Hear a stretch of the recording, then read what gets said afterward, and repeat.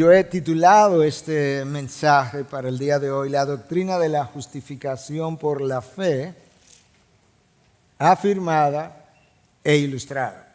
Y la razón por la que lo he hecho de esta manera será revelada a lo largo del camino. Pero por ahora, déjame recordarte que, una vez más, hay textos de la palabra que están muy conectados. De hecho, donde dice capítulo 4 de Romanos, pudiéramos borrarlo y seguir desde el final del 3 hacia adelante, porque es el mismo tema, y es por eso que se hace necesario, yo diría hasta mandatorio, en este caso, volver a repetir algunas cosas en los próximos minutos para que puedas recordar dónde estábamos.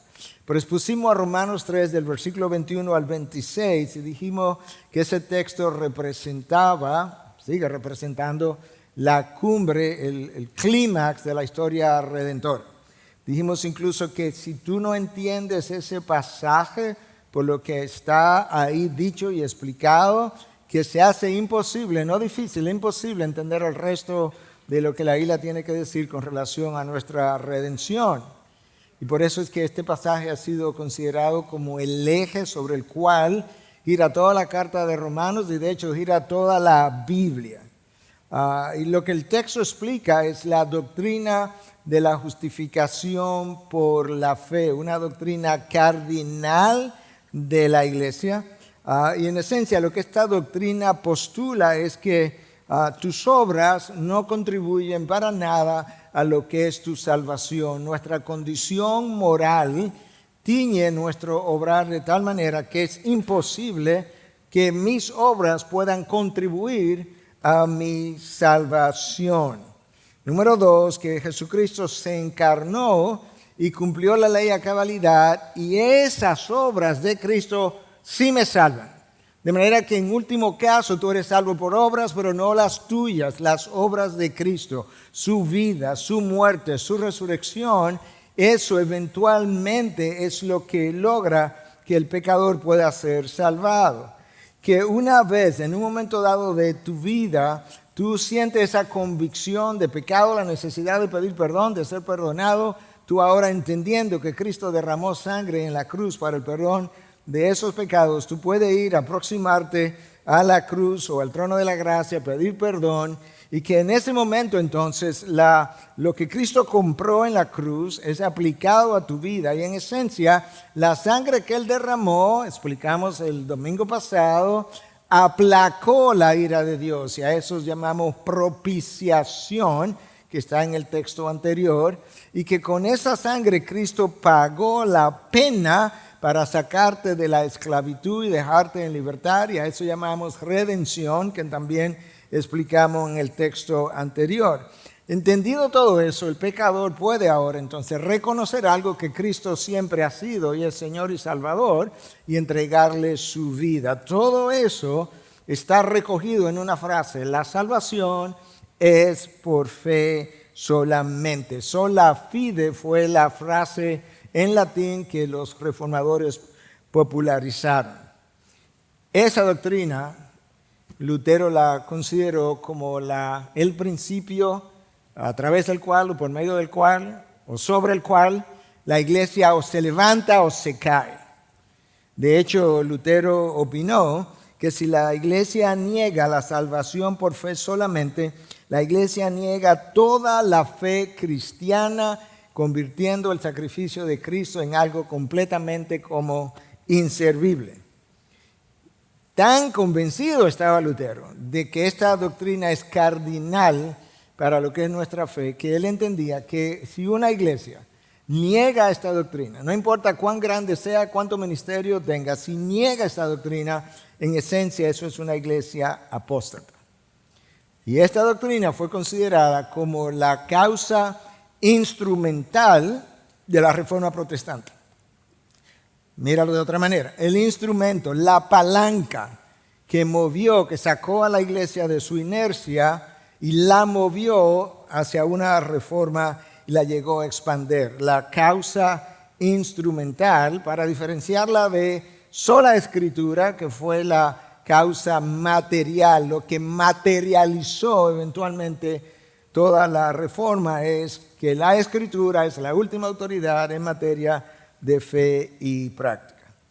Lo que Pablo va a hacer ahora, ya Pablo explica todo eso en Romanos 3, 21 al 26, y ahora él va a afirmar lo que ya él ha expuesto y luego lo va a ilustrar. Y a la hora de ilustrarlo, él va a tomar dos personajes vitales del Antiguo Testamento, el mayor patriarca Abraham y el mayor rey David, o el más famoso.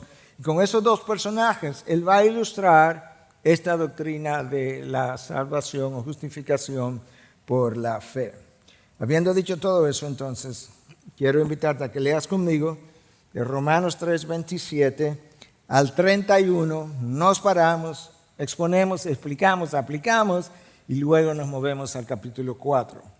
27, versículo 27. ¿Dónde está pues la jactancia? Pablo ha terminado diciendo que el hombre es salvo solamente por la fe y que Dios es justo y es el que justifica a esos hombres que son salvos por la fe. Con eso él comienza diciendo, ¿dónde está pues la jactancia? Queda excluida. ¿Por cuál ley? ¿La ley de las obras? No, sino por la ley de la fe. Porque concluimos, esta es su conclusión, que el hombre es justificado por la fe aparte de las obras de la ley. ¿O es Dios el Dios de los judíos solamente? ¿No es también el Dios de los gentiles? Sí, también de los gentiles. Porque en verdad Dios es uno, el cual justificará en virtud de la fe a los circuncisos y por medio de la fe a los incircuncisos. ¿Anulamos entonces la ley por medio de la fe? De ningún modo. Al contrario, confirmamos la ley. Una vez más, Pablo entra en lo que es llamado una diatriba, ya lo hemos mencionado en otras ocasiones. Es un argumento que tú construyes en tu mente imaginando personas que te están escuchando y que están argumentando en tu contra o que están levantando preguntas simplemente. Entonces tú elaboras la pregunta y luego tú mismo respondes dicha pregunta. Y esta es la primera. ¿Dónde está pues la jactancia? En otras palabras, ¿de qué te va a enorgullecer si no es por obras? Si tú no puedes contribuir a tu salvación, ¿de qué te vas a jactar? Entonces Pablo responde inmediatamente, queda excluida obviamente, pero él ha hablado de dos cosas. Él ha hablado de las obras, él ha hablado de la fe, y él dice, ¿por cuál de las dos, por cuál ley queda excluida? ¿La ley de las obras? No. Por la ley de la fe. Cuando Pablo habla de qué te jactas, es que él estaba consciente no solamente de la jactancia del judío, de la jactancia del ser humano cuando él contribuye a algo que él logra adquirir. Pablo sabe que el tendón de Aquiles del ser humano o el tendón de Aquiles de la criatura, porque le pasó lo mismo a Lucifer, es el orgullo, la autodependencia, la autosuficiencia, el querer ser independiente de alguna manera del Creador. Y Pablo lo sabe no solamente porque él conoce el judaísmo y conocía a sus ciudadanos, es que Pablo estuvo ahí. Pablo sabe cómo él se enorgullecía y de hecho escribió sobre eso. Antes de venir a Cristo, le escribe a los filipenses acerca de su experiencia como judío y le dice que, en Filipenses 3, les dice que en un momento dado, él se consideró de esta manera. En cuanto a la justicia de la ley, yo era irreprensible. Filipenses 3:6. ¿Te imaginas? En un momento dado, Pablo pensó, tú me puedes examinar, hacer un escrutinio de las obras de la ley y yo soy irreprensible. Wow. Los judíos se enorgullecían de su trasfondo religioso. Y Pablo, conociendo eso, lo ilustró con su propia vida. Filipenses 3:5 dice, yo fui circuncidado a los 8 días de nacer, del linaje de Israel, de la tribu de Benjamín, hebreo de hebreos. Yo no tengo sangre mezclada por ningún sitio. Soy un hebreo de hebreo. Aquí diríamos de pura cepa. Ese era el orgullo de Pablo antes de su conversión. Y tú sabes que nosotros leemos eso acerca de Pablo y pensamos como que eso no tiene aplicación para nosotros hoy, pero créeme que en múltiples ocasiones en diferentes naciones, yo he escuchado personas jactarse, esa no es la palabra que usan, pero jactarse de su trasfondo religioso. Y puede ir algo como esto. No, yo fui bautizado desde jovencito, a mí me salieron los dientes en el Evangelio. Mis padres eran bautistas o presbiterianos. Tú conoces al pastor fulano, un hombre famoso. Yo era de esa iglesia. Yo tenía ahí 20 años en esa iglesia, escuchando, tú sabes lo que es el pastor fulano, escuchando sus enseñanzas. Y quizás no decimos hoy hebreo de hebreo, pero decimos, mira, mis abuelos eran reformados, mis padres eran reformados, yo soy reformado, reformado de reformado. Los judíos se enorgullecían incluso de que ellos no solamente que odiaban a los gentiles, es que si los gentiles de alguna manera trataban de debilitar el judaísmo, lo perseguían. Y por eso es que Pablo dice en Filipenses 3:6 otra vez que él, en cuanto al celo, él era perseguidor de la iglesia.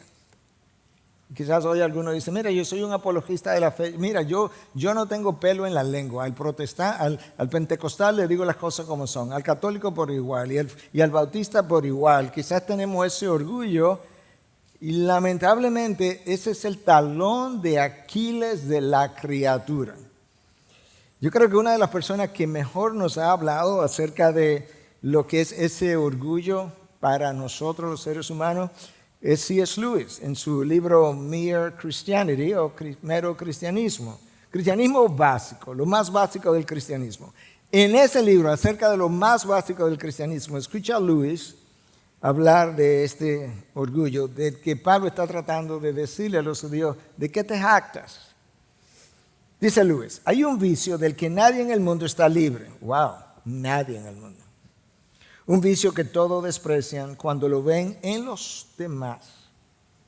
Sorprendentemente, muy pocas personas admiten ser culpables de este vicio. Además, los no cristianos rara vez muestran misericordia hacia este vicio cuando lo ven en los demás. Yo diría los cristianos tampoco.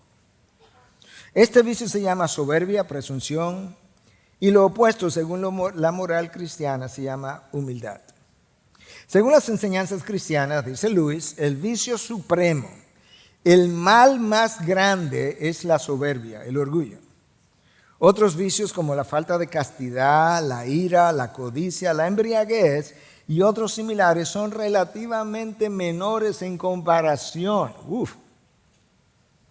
Entonces esto es como una diatriba ahora de C.S. Lewis, ¿te parece una exageración? Esa es su pregunta, anticipando, ¿verdad?, el argumento contrario. Y esta es su respuesta. Tómate un momento para pensarlo. Mencioné antes que cuanto más orgullo posee una persona, más le molesta el orgullo en los demás. Mientras más orgullo tiene una persona, más ve, más se molesta, más habla, más condena el orgullo en otros. Yo sé que eso es así, no por Lewis, ni siquiera en mi propia vida. De hecho, si quieres medir tu nivel de orgullo, pregúntate, ¿cuánto me molesta que los demás me ignoren, me menosprecien, me interrumpan, me traten como inferior? La verdad es que el orgullo de cada persona compite con el orgullo de los otros. ¡Wow! El orgullo de nosotros compite con el orgullo de los otros, porque cuando tú comienzas a verlo y comienzas a oírlo, inmediatamente tu carne comienza a sentir, mira este que se cree superior, pero ¿superior a quién? A mí, por eso estoy molesto. Luis sabía de qué estaba hablando.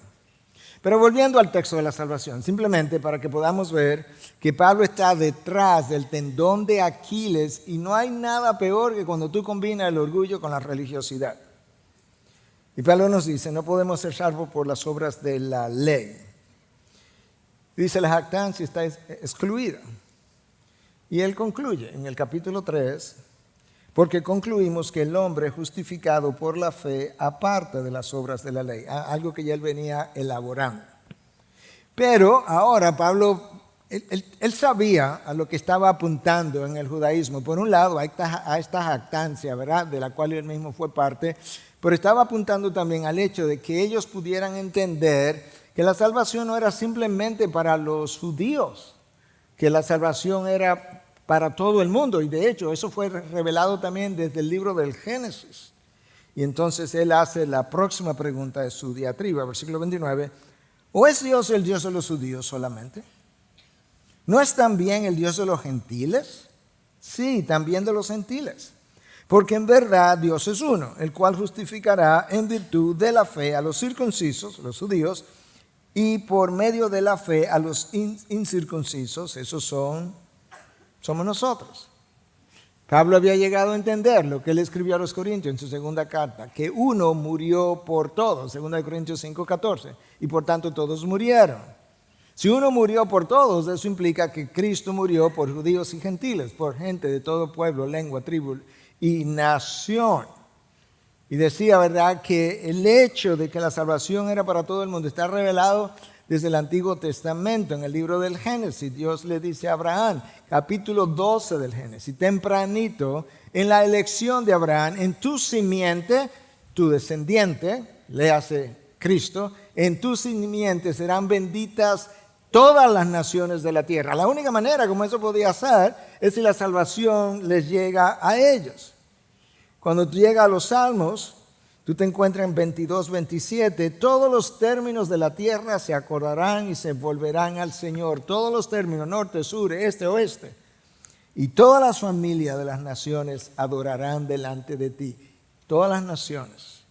Es una doctrina también enseñada desde el inicio, pero debido al orgullo y a la jactancia, el judío llegó a creer que esa salvación era solo por ellos y que ellos podían, por medio de las obras de la ley, alcanzar tal salvación.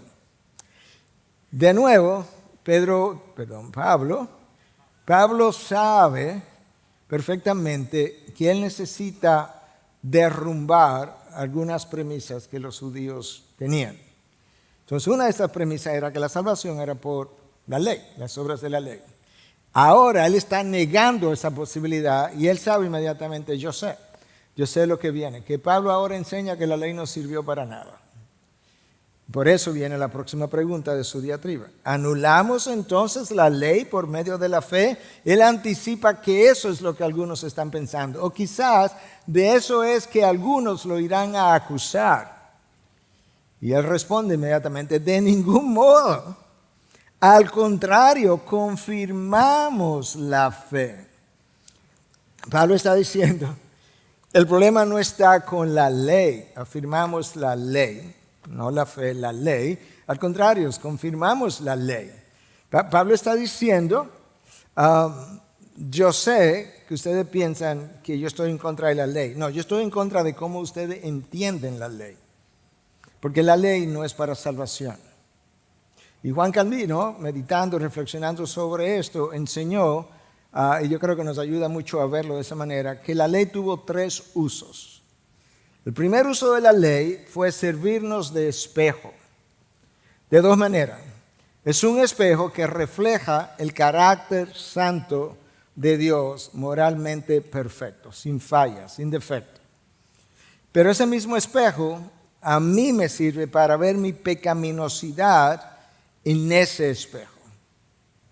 Entonces ahora yo sé la diferencia entre el creador y la criatura viéndome en el mismo espejo. Pero cuando esa criatura trata de llevar a cabo las obras de la ley, se siente que no puede hacerlo. O descubre, si no lo siente inicialmente, que no puede hacerlo. Y esto es lo que Agustín dijo con relación a este primer uso de la ley. La ley ordena para que nosotros, después de intentar hacer lo que está ordenado, la ley me manda algo y luego nosotros intentamos cumplirlo y sintiendo así nuestra debilidad ante la ley, aprendamos a implorar el auxilio de la gracia. Lo que Agustín estaba tratando de decir es que el primer uso de la ley es que una vez tú ves el reflejo del carácter perfecto de Dios y tu imposibilidad de cumplir la ley, que entonces tú salgas corriendo para donde Cristo a pedir auxilio. De eso que Agustín estaba hablando. Segundo uso de la ley, por eso que Pablo la está afirmando. La ley sirve para restringir las acciones pecaminosas de los hombres, al experimentar cierto temor de ser castigado. Y decía Calvino que eso era especialmente importante para personas que le tenían sin cuidado vivir con cierta restricción moral en su vida. Entonces la ley nos restringe y nos ayuda, porque la ley nos advierte que la transgresión tiene consecuencias. Entonces me sirve de freno, segundo uso de la ley. Y ahora el tercer uso de la ley, revelar lo que agrada a Dios. Nos instruye, cito, y nos enseña a progresar diariamente en hacer la voluntad de Dios mediante exhortación a la obediencia. La ley nos instruye, debes honrar padre y madre. Debes ser fiel a tu esposo, a tu esposa, no cometerás adulterio. Eso es una enseñanza. Si la obedezco, entonces estoy al mismo tiempo, la ley me muestra que cuando obedezco estos mandamientos, eso agrada a Dios. No robarás, eso agrada a Dios, y así sucesivamente. Ese fue el tercer uso de la ley. De manera que Pablo estaba consciente, quizás no le llamó primer, segundo, tercer uso de la ley, pero estaba consciente del uso de la ley. Dice, no, yo confirmo la ley, pero niego la salvación por medio de la ley. Y esa doctrina a la que Pablo está aludiendo, la justificación por la fe, como mencioné, está mencionada desde el libro del Génesis. Y Pablo, como sabio al fin, Pablo elige dos personajes que ya había mencionado. Eligió el mayor de los patriarcas y el más famoso de los reyes. Y con esos dos personajes él pretende ahora ilustrar. Él ya afirmó la doctrina de la justificación por la fe. Ahora él va a ilustrar la doctrina. Entonces en el capítulo 4, esto es como comienza. Vamos a leer del 1 al 3. ¿Qué diremos entonces? ¿Qué halló Abraham nuestro padre según la carne? ¿Qué halló Abraham según la carne? Porque si Abraham fue justificado por las obras, tiene de qué jactarse, pero no para con Dios. Porque, ¿qué dice la Escritura? Y creyó Abraham a Dios y le fue contado por justicia. Nos paramos ahí por un momento. Pablo comienza diciendo, ¿qué halló Abraham por la carne? Vamos a explorar ese concepto. Y entonces en la exploración de ese concepto, él le dice, porque si fue por las obras, entonces Abraham tiene algo de qué jactarse ante Dios. Pero si había algo que los judíos sabían, es que quizás tú podías jactarse ante los hombres, pero ante Dios tú no podías hacer eso. Revelado de diferentes formas. El libro de Job lo ilustra perfectamente bien. El capítulo 9 no voy a entrar en los detalles, pero si Job no fuera suficiente, Dios reveló a través del profeta Jeremías que no te gloríes ni en lo que tienes, en la riqueza, que no te gloríes en tu poder, ni te gloríes en tu sabiduría, que si te ibas a gloriar había una sola cosa de la cual tú te podías gloriar, y era en que tú conoces a Dios y tú entiendes a Dios. De manera que Pablo le da por la rodilla a los judíos en su entendimiento. Le dice, oye, Abraham, tú sabes que Abraham no se podía jactar delante de Dios. De manera que esa no es la forma. Pero luego me encanta cómo él hace la pregunta en el versículo 3. ¿Qué dice la Escritura? Te voy a decir que me gusta esa pregunta. Número 1, que Pablo no dice, ¿qué dicen las Escrituras? Como si las Escrituras fueran diferentes porciones que se pueden tomar y dejar, o creer y no creer, sino que él la singulariza. ¿Qué dice la Escritura? Es un solo libro, una sola verdad unificada. Y número 2, Pablo no pregunta, ¿qué dijo Dios? No, él no tenía que hacer eso, porque Pablo entendía que cuando la Escritura habla, Dios habla. Entonces ahora la pregunta es, ¿qué dice la Escritura? Pero yo pudiera decir, ¿qué dijo Dios? Y esto es lo que los judíos leyeron, pero no entendieron. Y creyó Abraham a Dios y le fue contado por justicia. Eso no es Romanos que lo dice por primera vez. Eso no es Pablo que lo está diciendo. Eso está en Génesis 15:6. Que cuando Abraham le creyó a Dios, a Abraham eso le fue contado por justicia. Y recuerda del mensaje anterior que dijimos que la palabra que traducimos ahí como justicia en español tiene que ver con el carácter moral. Por eso es que las traducciones en inglés hablan de righteousness, de la persona, el carácter moral, el justo, pudiéramos decir. Entonces, cuando Abraham le creyó a Dios, él fue contado como justo. Ahí está la doctrina de la justificación por la fe revelada. No fueron las obras de Abraham, no, fue la fe depositada por Abraham en la persona de Dios. Ahora, la palabra traducida como le fue contado, que viene desde el Génesis, en griego es logizomai. Esta es una palabra clave que está repetida en el texto que voy a estar exponiendo del capítulo 4 como 7 u 8 veces, de diferentes formas. Logizomai. Escucha lo que este diccionario teológico dice que la palabra significa. Significa tomar algo que le pertenece a alguien y acreditárselo a la cuenta de otro. Entonces, cuando Abraham creyó, Dios tomó algo que le pertenecía a su cuenta y se lo contó a cuenta de Abraham. Y eso que Dios contó a cuenta de Abraham fue el carácter moral de Dios por medio del cual él podía ser salvo. Se lo contó como si fuera de Abraham, de tal manera que ahora él podía declarar a Abraham justo sin serlo. Esa es la palabra, logizomai. La fe de Abraham depositada en Dios fue reconocida. Y Dios le otorgó algo que no le pertenecía a Abraham, pero sí le pertenecía a él, y fue declarado entonces justo. Ahora, en la cruz ocurrió algo distinto y luego ocurrió algo parecido. ¿Qué fue lo distinto? Recuerda, Dios le otorgó a Abraham algo que no era de Abraham, pero que era de Dios. En la cruz, Dios tomó mis pecados, mis culpas, y se las imputó a Cristo, se las cargó a Cristo, a cuenta de Cristo, para que eventualmente, el día que yo llegara a creer, Dios pudiera tomar el carácter de Cristo e imputármelo a mí, considerarlo como mío sin serlo.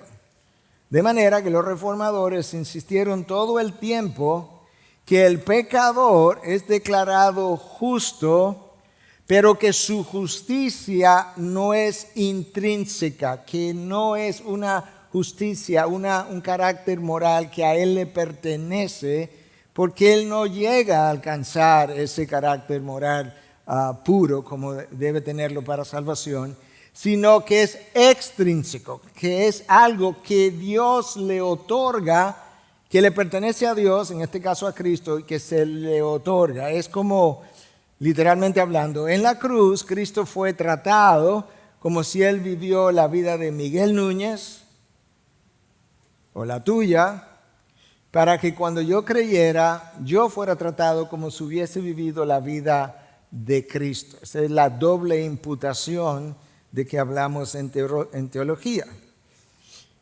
Déjame ver si te lo puedo ilustrar. Yo le decía en el servicio anterior que si tú estuviste aquí en el 2016, 2017 eran los 500 años de la Reforma, pues creo que fue 2016 o principio del 17, tú oíste esta ilustración, pero ya hace como 8 años de eso, de manera que probablemente la olvidaste o la recuerda mal o no la has oído.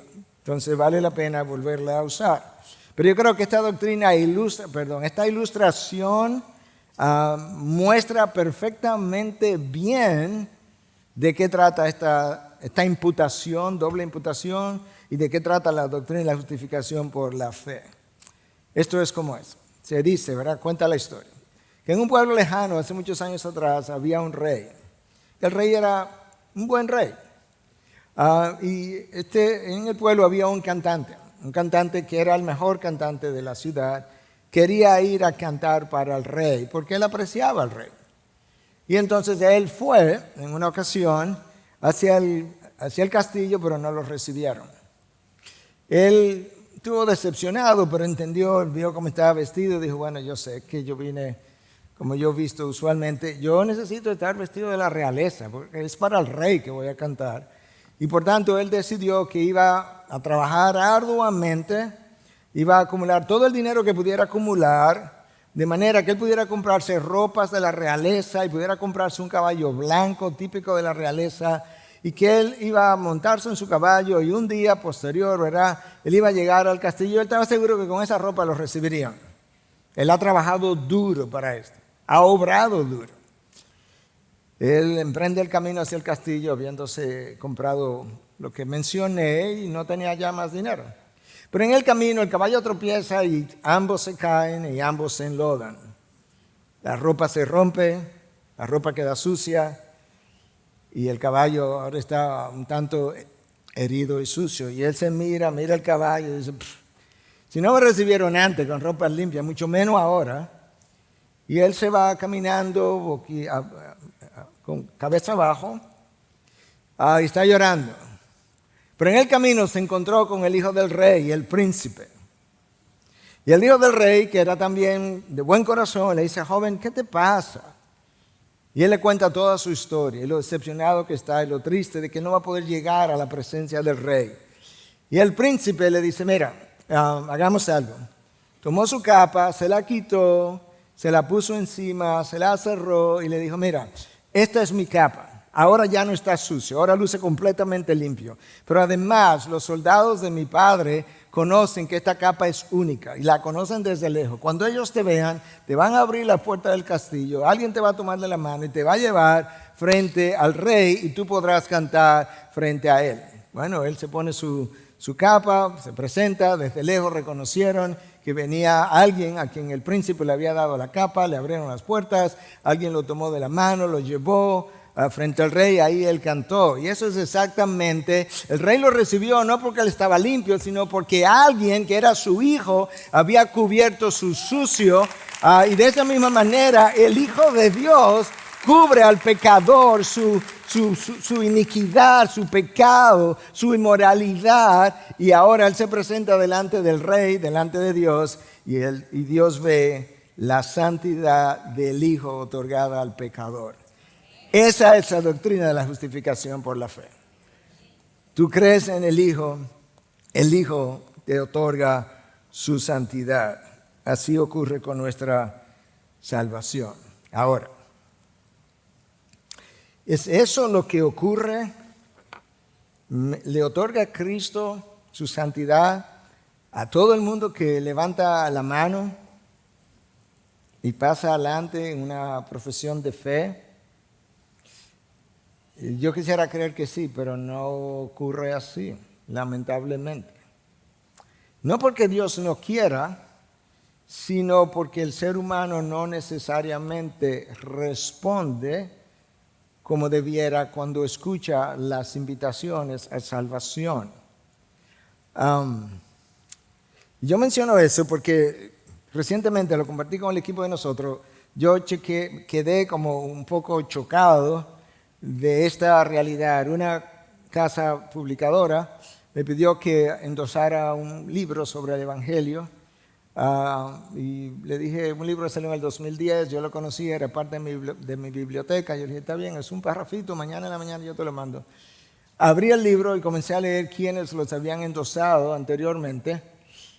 Y esto es lo que voy descubriendo. Primer pastor de una mega iglesia reconocida en Estados Unidos, cancelado por abuso de poder y malversación de fondos.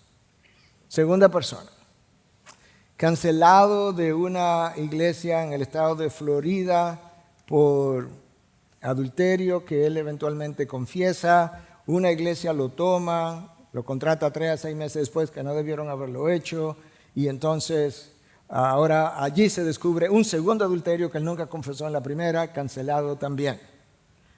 El tercero es una persona que dirigía una organización evangélica significativa en Estados Unidos grande, practicaba el tiro al blanco. Un día se fue a practicar tiro al blanco con su amigo, se puso la pistola en la cabeza y se quitó la vida. Van 3. El próximo es alguien, un pastor reformado en una iglesia por 20 años, que escribió libros y demás. Un fin de semana anunció que se estaba divorciando de su esposa, al mismo tiempo que estaba renunciando a la fe y sigue fuera de la fe, y se unió a una marcha de LGBT en el mismo fin de semana. Próxima persona, fue presidente de una asociación, denominación grande en Estados Unidos, acusado de adulterio con la esposa de otro pastor, cancelado. Próximo presidente de esa misma denominación, acusado de haber encubierto, y peor aún, de haber intimidado a una joven que habló de que a ella le habían abusado o acosado sexualmente en el seminario y que él tapó eso y por consiguiente luego salió a la luz. 6 de 10 endossantes de un libro sobre el Evangelio. ¡Wow!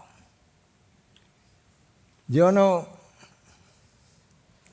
sé quién era o no era cristiano, yo no lo sé, yo no soy Dios.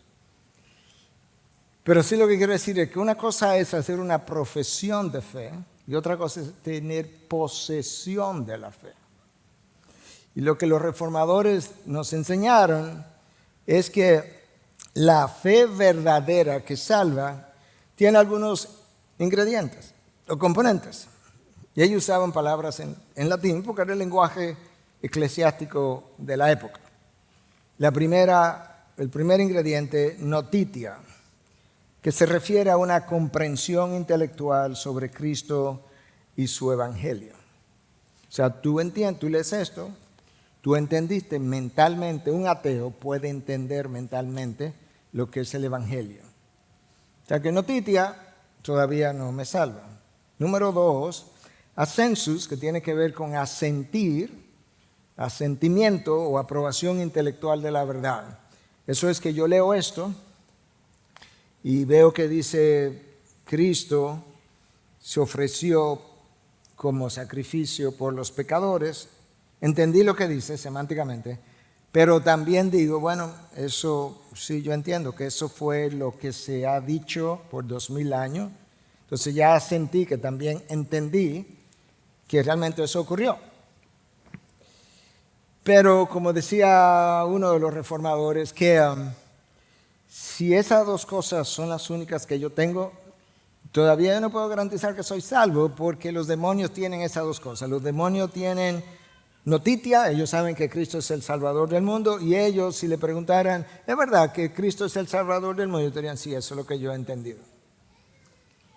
El tercer elemento es fiducia, que es no un acto del intelecto, sino de la voluntad, que es el depósito de mi confianza en Cristo para la salvación de mi condición, no la salvación de mi matrimonio, aunque eso puede ser parte de lo que viene como bendición de Dios, no para la moralidad de mis hijos, aunque eso puede ser parte de lo que Dios quiera hacer en tu vida, no para la prosperidad de mis negocios, no, es que yo estoy hundido en pecados y yo necesito salvación, yo necesito perdón y lo único que me puede perdonar a mí es el sacrificio de Cristo en la cruz, su sangre derramada a mi favor, y de eso es que Pablo está hablando. Esa es la fe que salva. Ahí yo tengo posesión de la fe, deposité mi confianza. Tú sabes cuando Adán y Eva perdieron la relación con Dios, cuando dejaron de confiar en Dios. Esto no es tan simple como parece. Cuando ellos confiaron en lo que la serpiente les dijo y desconfiaron de lo que Dios les dijo, en ese momento se acabó el juego. Literalmente. Expulsado del jardín. Yo no tengo en mi jardín gente que no crea en mí. Y de esa misma manera, cuando vas a ser incluido en el reino de los cielos, lo que Dios está diciendo es, yo tampoco tengo en mi reino gente que no cree en mi hijo, que murió en la cruz, que derramó su sangre.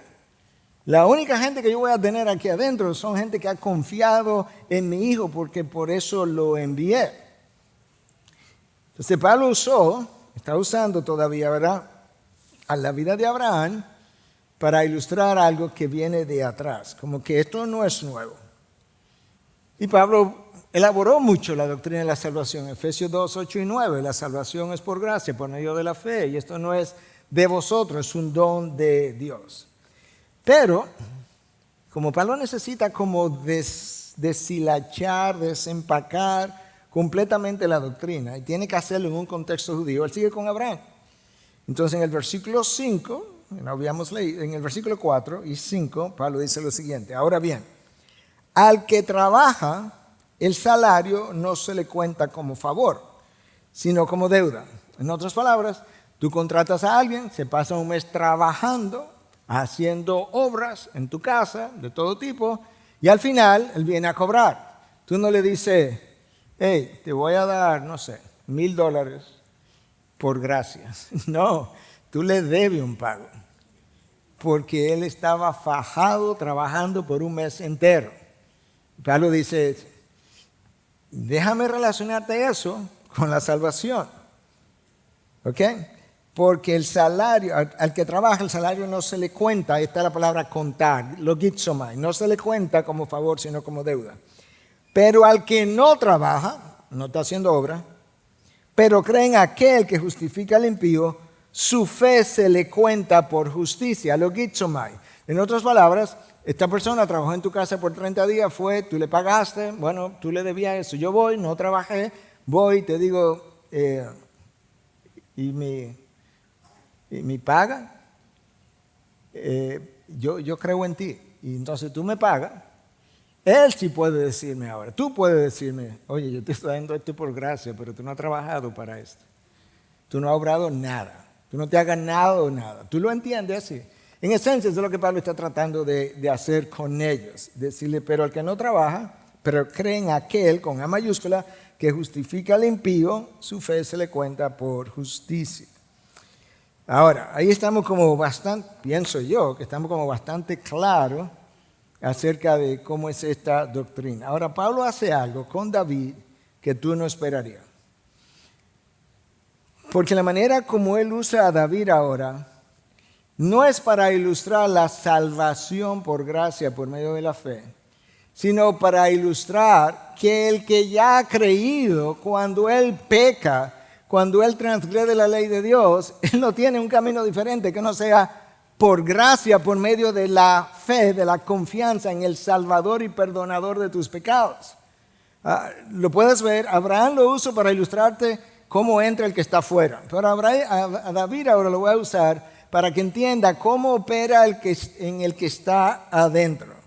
Entonces escucha ahora, versículo 6, como también David habla de la bendición que viene sobre el hombre a quien Dios atribuye justicia aparte de las obras. David es un hombre conforme al corazón de Dios. Él no está hablando como incrédulo, él está hablando como creyente. Y lo que Pablo va a hacer ahora, yo diría magistralmente, es usar palabras de David después de un hecho en particular para decirnos, hey, esto sigue siendo por gracia aún después de haber creído. Escucha ahora. Es el versículo 6 que te leí. Versículo 7, bienaventurados aquellos cuyas iniquidades han sido perdonadas y cuyos pecados han sido cubiertos. Perdonadas, cubiertos. Bienaventurado el hombre cuyo pecado el Señor no tomará en cuenta.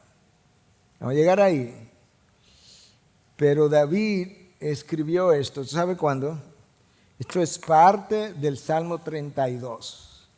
El Salmo 32 es un salmo que David compone después de su adulterio con Betsabé.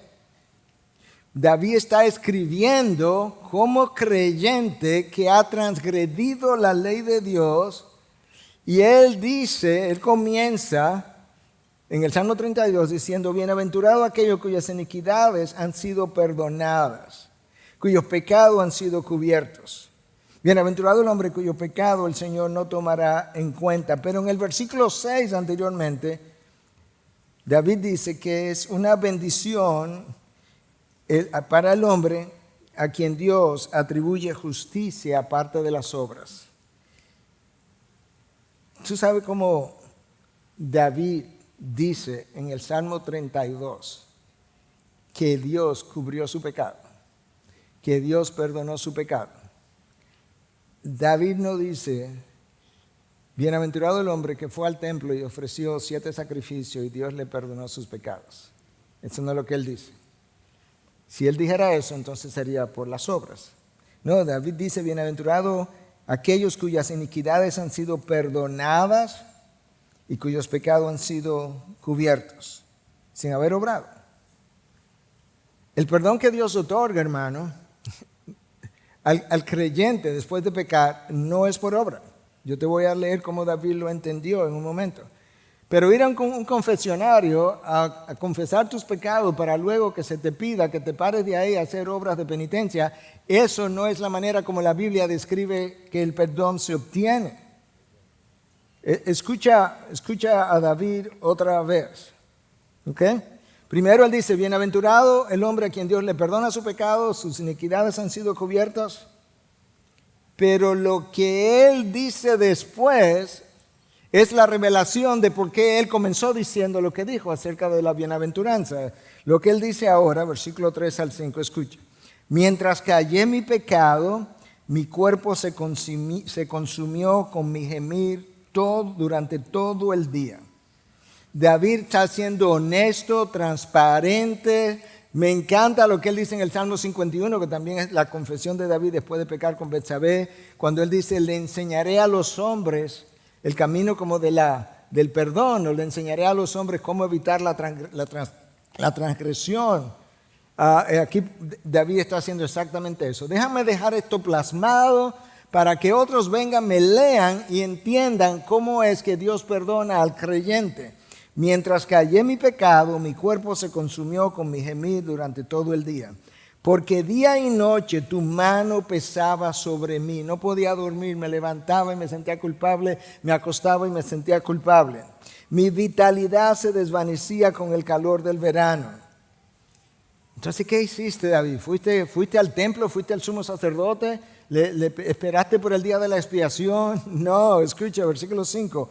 Te manifesté mi pecado y no encubrí mi iniquidad. Dejé de negarla, dejé de decirle a otros que no, que eso no había pasado. Y dije, confesaré mis transgresiones al Señor y tú perdonaste la culpa de mi pecado. ¿Qué hiciste, David? Fui sincero, leí el Salmo 51, fui donde el Señor y le dije que yo confiaba solamente en su misericordia, que yo confiaba solamente en su bondad. Y el Señor entonces, en su bondad, me perdonó cuando confesé mis transgresiones después que dejé de encubrir mi iniquidad. No sacrificio, no obras. David acaba de decir cómo él fue perdonado y Pablo dice, eso es como tú necesitas ir donde Dios, yo necesito ir donde Dios. Cuando transgrede la ley como creyente es yendo con un corazón contrito, humillado, a quien tú no negarás, dice David. Y diciendo, Señor, yo soy un hombre pecador de esta manera, una mujer pecadora de esta manera. Y yo confío, ahí está la fe, y yo confío en que el sacrificio de tu Hijo en la cruz sigue teniendo poder para perdonar mis pecados en este momento. Y Pablo dice, versículo 9 al 2, ¿es pues esta bendición solo para los circuncisos? ¿Es solo para los judíos? No, o también para los incircuncisos. Porque decimos, a Abraham la fe le fue contada por justicia. Entonces, ¿cómo le fue contada? ¿Siendo circunciso o incircunciso? No siendo circunciso, sino siendo incircunciso. ¿Qué es lo que Pablo está tratando de explicar? No es que cuando el texto de Génesis dice que Abraham creyó y le fue contado por justicia, eso es Génesis 15:6. Abraham tenía alrededor de 75 años, pero la circuncisión vino a los 99 años, 24 años después. De manera que cuando Dios declaró a Abraham justo, no fue después de la circuncisión, fue 24 años antes de la circuncisión. Para dejar claro que el obrar no tenía nada que ver con esto. Por eso Pablo dice, pero ¿cómo fue que Abraham se le contó como justicia? ¿Siendo circunciso o incircunciso? No siendo circunciso, sino incircunciso. Y ahora él pregunta entonces, o mejor dicho, ¿y entonces qué fue la circuncisión?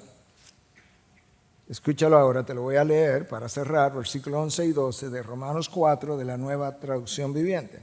La circuncisión era una señal de que Abraham ya tenía fe.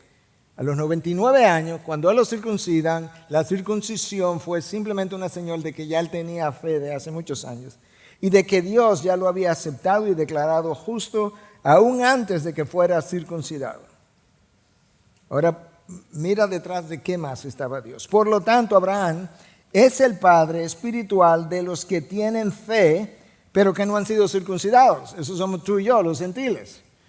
Como Abraham lo justificaron antes de la circuncisión, pues él puede ser el padre de aquellos, padre de la fe, de aquellos como nosotros que no tenemos circuncisión. A ellos se les considera justos debido a su fe. Y entonces los judíos, y Abraham también es el padre espiritual de los que han sido circuncidados, esos son los judíos, pero solo en caso de si tienen la misma clase de fe que tenía Abraham antes de ser circuncidado. En otras palabras, no es tu circuncisión que te salva, tú la puedes tener y tú puedes ser salvo, pero tu salvación te llega solamente si tú tienes la misma fe que Abraham tuvo cuando él fue circuncidado, que ya él tenía su fe y había sido declarado justo. Y con eso Pablo dice, dame el micrófono, y lo deja caer, que esto se acabó. Eso es lo que Pablo hace. Pablo afirma la doctrina de la justificación por la fe y luego la ilustra. Y yo creo que de esa manera Pablo lo hizo de una forma magistral. Todo eso es bueno entenderlo, no simplemente como para decir, wow, yo ahora entiendo mucho mejor. Si eso es lo único que va a hacer, fracasamos. Es porque se supone que el entendimiento de algo tan rico como eso, como lo que Dios hizo por ti, en tu peor condición, por gracia, simplemente con depositar la fe y que Cristo estuviera dispuesto también a cargar con tu culpa, con tu pecado, debiera ser la mayor motivación para tú dedicar el resto de tu vida a vivir una vida de piedad y de santidad. Eso debiera ser la mayor razón para tú querer exaltar la cruz, tú querer exponer el Evangelio, tú querer reflejar el Evangelio, vestirte del Evangelio de manera que el Evangelio llegue a ser tu piel y no un uniforme que te pones y te quitas. Esa es la motivación. Por eso que Pablo podría decir, para mí el vivir es Cristo y el morir es ganancia, porque el amor de Cristo me apremia estando convencido de esto, que uno murió por todos y por tanto todos murieron. Ya Cristo me ha pegado contra la espada, la pared, no me deja ninguna otra opción que no sea vivir para Él, para el resto de mi vida, ya sea por vida o por muerte. Lo que quiero es glorificarlo a Él, ya sea que me vaya o me quede. Esa es mi meta, hermanos. Como decía alguien, el fracaso es tener éxito en lo que no tiene importancia. Déjame decir eso otra vez.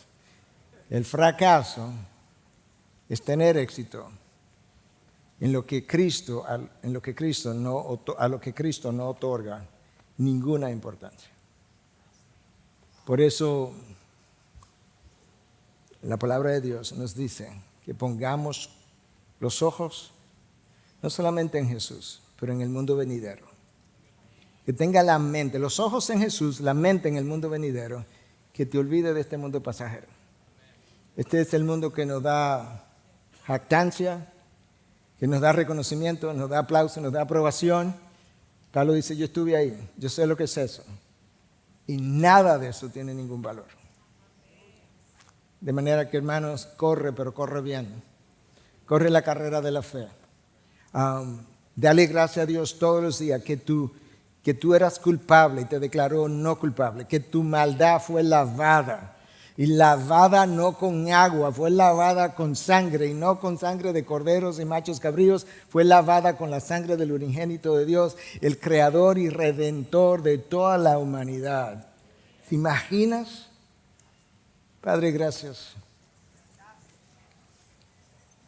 Padre, ciertamente amor así no se puede concebir ni describir. Lo único que se puede hacer es experimentar cuando tú lo das a nosotros. Gracia de esa magnitud es indescriptible. Nosotros no sabemos lo que es eso, Dios. Señor, tener tu uniforme de santidad cubriendo pecados horrorosos Eso solamente lo puede hacer tu misericordia, Dios. Señor, y que tú te atrevas, por así decirlo, a poner un manto blanco, santo, sobre mis vestiduras sucias de pecado. Es más de lo que mi mente puede digerir. Señor, pero gracias. Ayúdame a vivir a la altura de mi llamado. Tu llamado es alto. No puedo vivir por debajo de él porque lo deshonro. Permíteme vivir una vida digna del llamado que me has hecho. En Cristo Jesús te lo pedimos. Amén. Amén. Gracias por acceder a este recurso. Espero que haya sido de gran bendición para tu vida. Te sugiero que te suscribas a este canal de forma que tú puedas recibir notificación la próxima vez que hayamos subido un nuevo recurso que pueda servirte de instrucción y bendición.